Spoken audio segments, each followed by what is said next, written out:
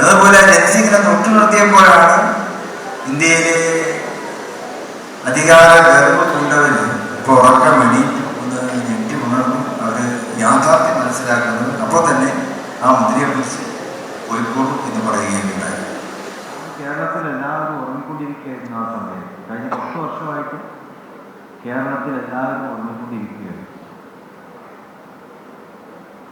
അപ്പോൾ ആ തെരഞ്ഞെടുപ്പ് ഇപ്പോൾ 2026 തെരഞ്ഞെടുപ്പിലാണ് കേരള ജനതയ്ക്ക് ഉണരണം എന്നൊരു ബോധ്യമുണ്ട്. ആ ബോധ്യം തന്നെയാണ് എറണാകുളം ജില്ലയിലെയും ഐക്യ ജനാധിപത്യ മുന്നണി പ്രവർത്തകന്മാർ കാഴ്ചവെച്ചത്. 14 നിയോജക മണ്ഡലങ്ങളിലും ഐക്യ ജനാധിപത്യ മുന്നണിക്ക് എറണാകുളത്ത് ഉണർന്നിരുന്നതിന്റെ ഫലമായിട്ടാണ് നമ്മൾ ഉണർന്നിരുന്നു. ഇന്നിപ്പോ ഇന്ത്യയും ഉണർന്നുകൊണ്ടിരിക്കുക. ഇന്നലെ ഡൽഹിയില് ആ വളർച്ചയില് ഡൽഹിയിൽ ഇന്നലെ നമ്മൾ കണ്ടതാണ്. അവിടെ ജൻസി നമ്മുടെ പുതിയ തലമുറ അവർ ഇന്ത്യയെ തന്നെ തൊട്ടു നടത്തുകയായിരുന്നു. ഉറക്കം നടിച്ചിരിക്കുകയായിരുന്നു ഡൽഹിയിലെ സിംഹാസനങ്ങളിൽ അവിടുത്തെ അധിപന്മാർ. ഉറക്കം നടിച്ചു ഇരിക്കുന്നത് അത് പുതിയ തലമുറ സഹിക്കുകയില്ല എന്ന് ഇന്ത്യയെ തന്നെ ബോധ്യപ്പെടുത്തി പുതിയ തലമുറ എന്നുള്ളതാണ്. അതിനവർക്ക് ഉണരേണ്ടി വന്നപ്പോഴാണ് ഇവിടെ അൽക്കബ് സുഹൃത്ത് പറഞ്ഞ പോലെ 300 വർഷം ഉറങ്ങിക്കിടന്നപ്പോൾ ഉറക്കം എണീറ്റിപ്പോ കണ്ടല്ലോ. അതുപോലെ ജനസിങ്ങനെ തൊട്ടു നിർത്തിയപ്പോഴാണ് ഇന്ത്യയിലെ അധികാര ഗർവ് കൊണ്ടവര് ഇപ്പോൾ ഉറക്കം എണീറ്റ് ഒന്ന് ഞെട്ടി ഉണർന്നു അവര് യാഥാർത്ഥ്യം മനസ്സിലാക്കുന്നത്. അപ്പോൾ തന്നെ ആ മുദ്രയെക്കുറിച്ച് കോഴിക്കോട് എന്ന് പറയുകയുണ്ടായി.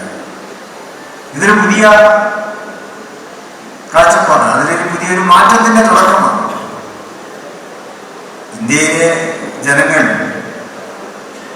ഇനിയും അവരെ പലതിന്റെ പേരും പരീക്ഷിച്ചുകൊണ്ടിരിക്കുകയാണ് ഇവിടുത്തെ BJP ഗവൺമെന്റ്.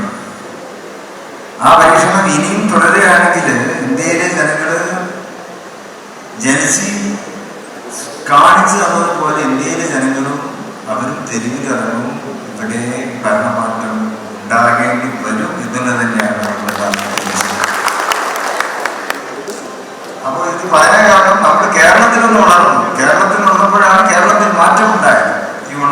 ഈ ഉണർവ് ഇന്ത്യയിൽ മുഴുവനും വരാനിരിക്കുന്ന ഒരു മാറ്റത്തിന്റെ പ്രതീകമായിട്ട് നമുക്ക് കാണുവാൻ കഴിയും. ഞാൻ തെളിയിക്കുന്നില്ല.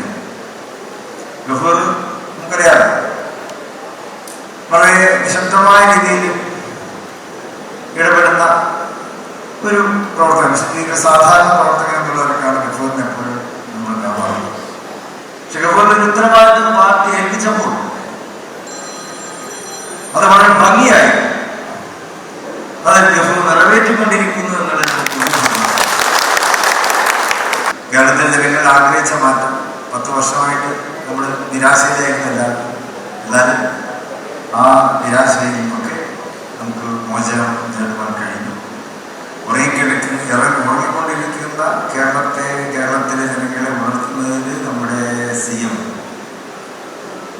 ശ്രീ VD സതീശൻ വലിയ പങ്ക് വഹിച്ചിട്ടുണ്ട് എന്ന് പറയുന്നത് സന്തോഷം. പ്രതിപക്ഷ നേതാവ് എന്നുള്ള നിലയിൽ അദ്ദേഹം കേരളത്തിലെ ഓടനോളം സഞ്ചരിച്ചുകൊണ്ട് ഇവിടെ ജനങ്ങളെ അദ്ദേഹം ബോധ്യപ്പെടുത്തിക്കൊണ്ടിരിക്കുന്നു.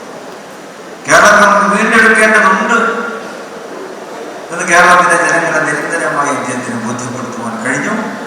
അത് പോളിംഗിൽ അത് പ്രതിഫലിച്ചുകൊണ്ട് ഉദ്ദേശിച്ചതിലേറെ ഭൂരിപക്ഷത്തിൽ ഉദ്ദേശിച്ചതിലേറെ സീറ്റുകൾ നേടിയ സീറ്റുകളിൽ തന്നെ വലിയ വിജയം ഉണ്ടാക്കുവാൻ കഴിയും. ഞാൻ വളരെ വെക്കുകയായിരുന്നു. ഗഫൂറിനോട് ഞാൻ സംശയം തീർക്കുകയും എറണാകുളത്ത് 14 സീറ്റ് നമ്മൾ ജയിച്ചു. മലപ്പുറത്ത് 14 ജയിച്ച പോലെ എറണാകുളത്തും 14 സീറ്റ് നമുക്ക് ജയിക്കാൻ കഴിഞ്ഞു. മലപ്പുറത്ത് കുഞ്ഞാലി സാഹിബ് 80,000 വോട്ടിനാണ് ജയിച്ചത്. ഇവിടെയും മോശമില്ല. നമ്മുടെ ശ്രീമതി വിഭാഗം 54,000 ഭൂരിപക്ഷത്തിനാണ് എറണാകുളത്തും തൃക്കാക്കരയും വിജയിക്കുവാൻ കഴിഞ്ഞത്. അപ്പൊ എറണാകുളത്തിന്റെ മനസ്സും അത് കേരളത്തിന്റെ പൊതു മനസ്സിലാക്കും. കാരണം എറണാകുളം ലോകത്തെ വിട്ടുനോക്കുന്ന ഒരു ജില്ലയാണ്. പ്രത്യേകിച്ച് കൊച്ചി ഇവിടെ ഉള്ളതും അറബിക്കടലിന്റെ റാണി എന്ന് പറയപ്പെടുന്ന കൊച്ചി വ്യാവസായിക കേരളത്തിന്റെ തലസ്ഥാനമാണ്. വാണിജ്യ കേരളത്തിന്റെ തലസ്ഥാനമാണ്. പുതിയ കാലഘട്ടത്തില് കൊച്ചിക്ക് ഇനിയും ഒരുപാട് കാര്യങ്ങൾ ചെയ്യേണ്ടതുണ്ട്. അതിന് അർഹതപ്പെട്ട ഒരു മന്ത്രിസഭയാണ് ഇന്ന് കേരളത്തിലുള്ളത്. കൊച്ചിയുടെ വളർച്ചയിലൂടെ കേരളത്തെ തന്നെ നമുക്ക് ഉന്നതിയിലേക്ക് എത്തിക്കുവാൻ കഴിയും. അതിന് തക്കതായിട്ടുള്ള മന്ത്രിമാരും കൊച്ചിയിലുണ്ട് എന്നുള്ളത് നമുക്ക് സന്തോഷം.